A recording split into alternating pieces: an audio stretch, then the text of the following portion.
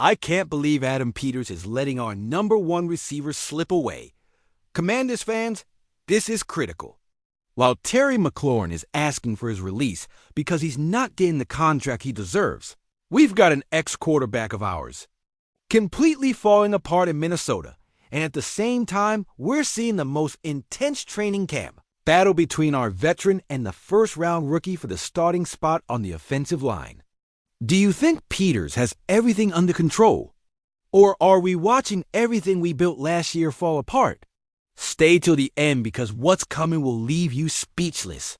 Give it a like if you believe McLaurin deserves to stay, and subscribe if you think Peters should do whatever it takes to keep him. Commander Brothers, let me paint you the full picture of what's happening in Ashbourne, because this battle between Conerly and Wiley is not just a training camp competition. It's literally the difference between protecting Jaden Daniels or watching him end up like Robert Griffin III. First, let's talk about Josh Conerly Jr. This kid from Oregon came in with all the credentials. 6'6", 305 pounds of pure muscle, with a refined technique few rookies bring from college. When Peters picked him in the first round, we all thought, finally, a left tackle of the future who can anchor our line for the next 10 years. But here's what other channels have not told you. Conerly is not only competing against Wiley for the starting spot, he's literally learning to play at a speed he has never experienced. John Keane from ESPN mentioned something key. He's learning the speed, how to set quickly against edge rushers, and adapting to the force of play. And you know what that means? Facing Micah Parsons from the Cowboys, Brian Burns from the Giants, and Hassan Reddick from the Eagles, if he resolves his contract situation, is a completely different world from anything he saw in the Pac-12. Conerly faced good players in Oregon, sure, but the difference in speed and technique between college and the NFL is astronomical. We're talking about defensive ends who have perfected moves over years, who study film religiously, who know exactly when to apply a bull rush versus a speed rush. It's like comparing city driving to competing in Formula One. And on the other side, we have Andrew Wiley. This veteran is not just any placeholder. 8 years in this league, played 98 regular season games, been in playoffs, faced the best pass rushers in the world, and survived. When Peters signed him, he knew exactly what he was doing. Wiley played for Andy Reid in Kansas City. Do you know what that means? He knows complex offensive systems, understands pre-snap protections, can communicate with the center, and guard for real-time line adjustments. These are skills that take years to develop. But here comes the most interesting part. Dan Quinn and Adam Peters are applying exactly the same philosophy they used with Jaden Daniels last year. Remember? Daniels arrived as the #2 overall pick. Everyone expected him to be the automatic starter, but Quinn made him EAR in every first-line rep. And what happened? Daniels not only earned the spot, but he won Rookie of the Year, took U.S. to the NFC Championship game, and established himself as our franchise quarterback. Competition made him better. Now they're doing the same with Conerly. They're not giving him anything because he's a first-round pick. If he wants to be the starting left tackle, he has to show he can protect our star quarterback's blind side better than an 8-year proven veteran. And do you know what I love about this approach? That if Conerly is not ready for Week 1 against Tampa Bay, we're not going to jeopardize Jaden's season by forcing a rookie.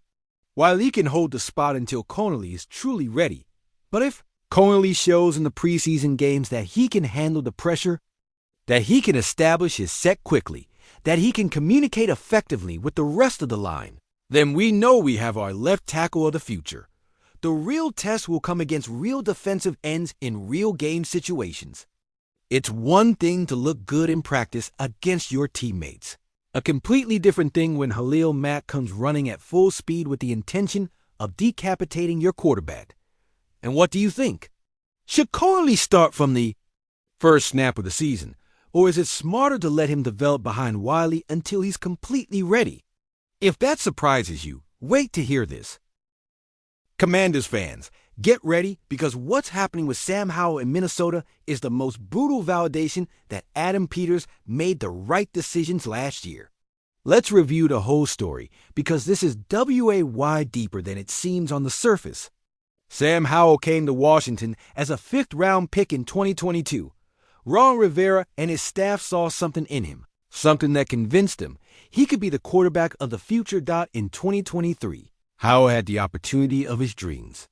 He became the first Washington quarterback to start every regular season game since Kirk Cousins.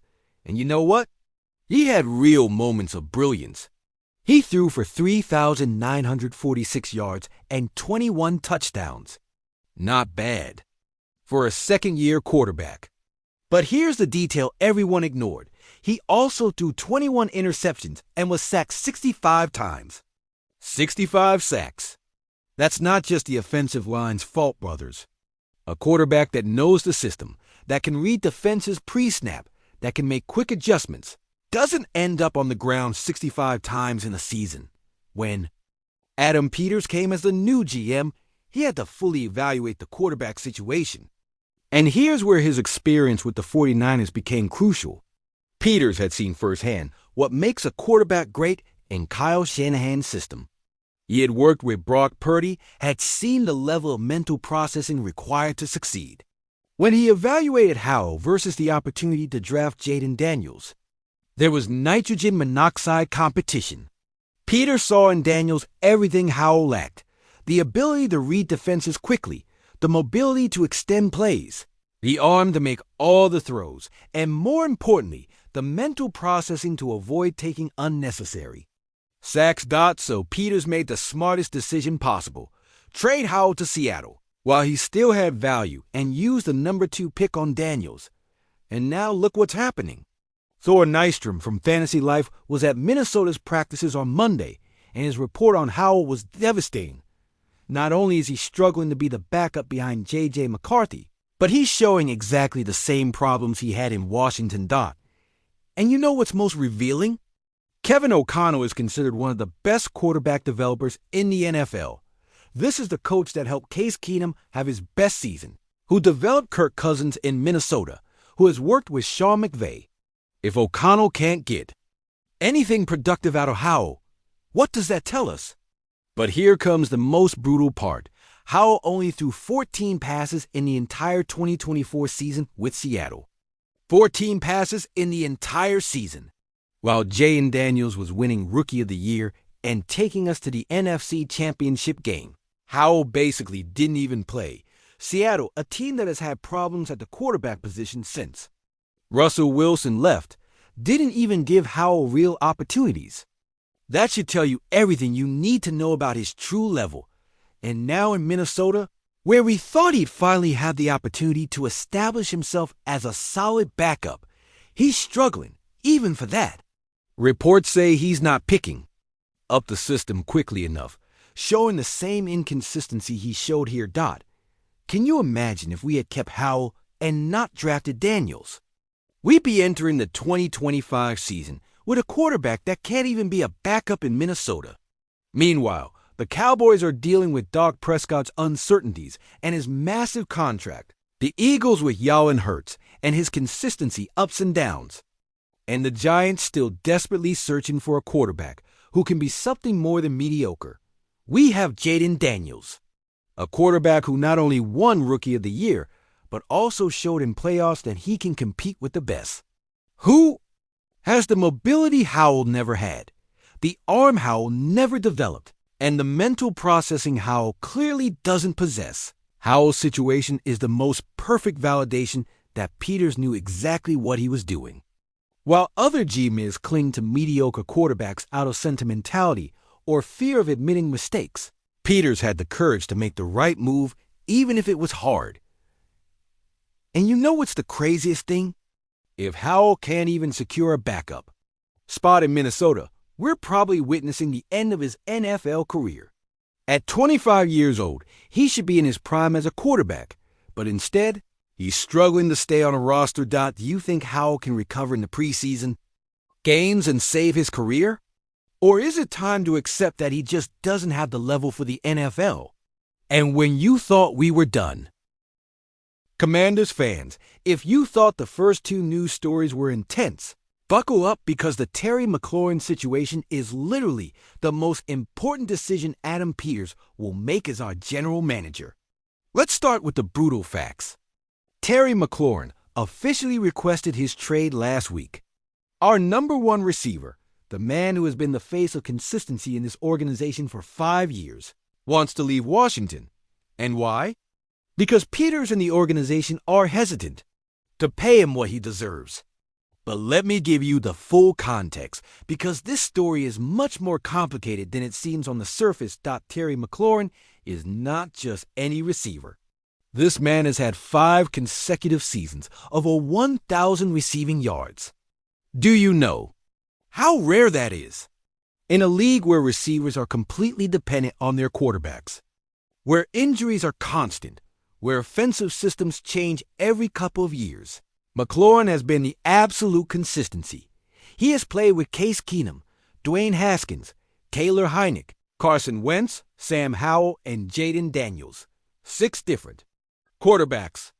And with each of them, he has produced over 1,000 yards. That's not just talent, brothers. That's elite professionalism, elite adaptability, and a work ethic you don't find just anywhere. When Jaden Daniels arrived last year, many wondered if the chemistry would be immediate. And what happened? McLaurin became the perfect target for a rookie quarterback. 67 receptions for 1,096 yards and 13 touchdowns, including some of the most clutch plays on our way to the playoffs. But here comes the problem. McLaurin is turning 30, and Peters is using that as an excuse not to give him a contract starting at $30 million per year. The organization is concerned about the typical decline of receivers after 30, as if McLaurin were an average player who relies solely on speed. Have you watched Terry McLaurin play?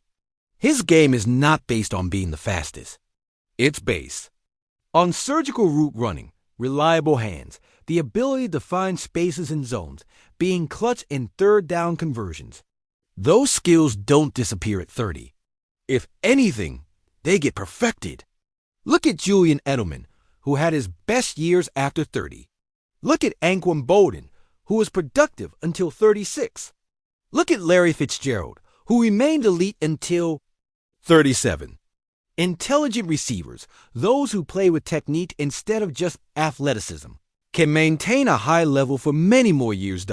And now Diana Rossini from The Athletic is giving us the specific details of what McLaurin really wants.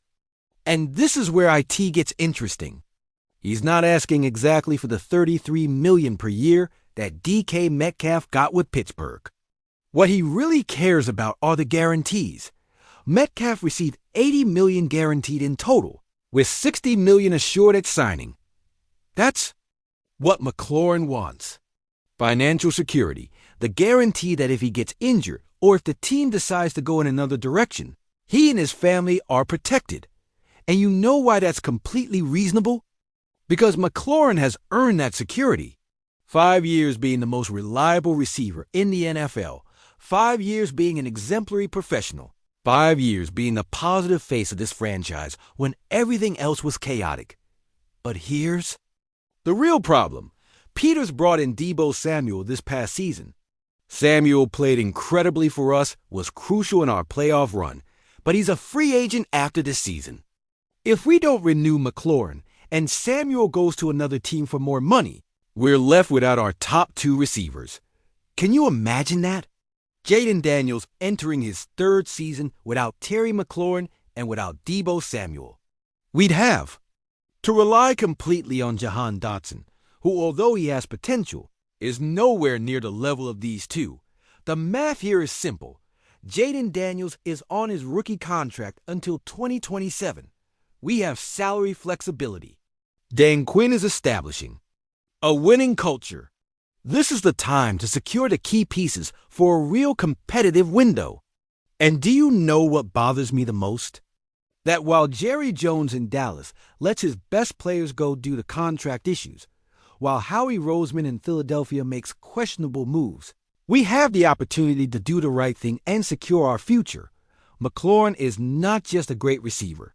He's a leader in the locker room. He's the one who works with the young receivers, stays after practice, has never had a discipline or attitude problem. Do you know how valuable that is? And here's the most brutal twist. If McLaurin goes, we don't just lose our number one receiver. We lose the continuity Jaden Daniels needs to continue developing. Young quarterbacks develop better when they have reliable targets, when they know that on 3rd and 8 they can look to the right and there'll be Terry running a perfect comeback route. But the pressure is mounting. McLaurin has already requested his trade, and although the organization says they won't transfer him, what happens if this situation extends into the regular season? What happens if McLaurin decides not to give his maximum effort because he feels disrespected? Peters has to find a way to make this work. If that means giving McLaurin the $80 million guaranteed he's asking for, do IT. If that means structuring the contract creatively to protect the team but give McLaurin the security he deserves, do IT. Because I guarantee you that if we lose Terry McLaurin, we'll spend the next 5 years regretting this decision. And when we see McLaurin making clutch plays for another team while we struggle to find reliable receivers, Peters will have to answer for that decision. So let's recap this complete madness. Epic competition on the offensive line between our future and our present. Total disaster with our former quarterback validating all of Peters' decisions. And contractual crisis with our star receiver. That could define the next 5 years of the franchise. And what do you think about all this? Should Peters pay what McLaurin is asking to keep him in burgundy and gold? Or do you think it's time to develop other receivers and trust that we can replace that production? Do you think Connolly should start from week 1, or is it smarter to let him develop behind Wiley? And what do you think of Howell's situation completely validating our quarterback decisions? Because, brothers, these are not just training camp news. These are the decisions that will determine whether our competitive window with Jaden Daniels extends for years. Or if we waste his talent by not making the right decisions now, I guarantee that tomorrow we'll have more explosive news about these commanders who do not stop giving us material to analyze. And you cannot miss what's coming, because this season will be historic one way or another. Give it a LIK, if you believe McLaurin deserves to stay, and that Peters should do whatever it takes to retain him. Subscribe if you think these decisions will define the franchise's future. And let me know in the comments, which of these 3 situations worries you the most and why? Because this Commanders fans family needs to stay united as we navigate these turbulent waters that could lead us to glory or to more years of mediocrity. We are stronger when we are together, debating, analyzing, and supporting our team no matter what. Subscribe to be part of this community that lives and breathes burgundy and gold every day, analyzing every move, every decision, every rumor with the passion that only true fans can have. And remember, hail to the Commanders!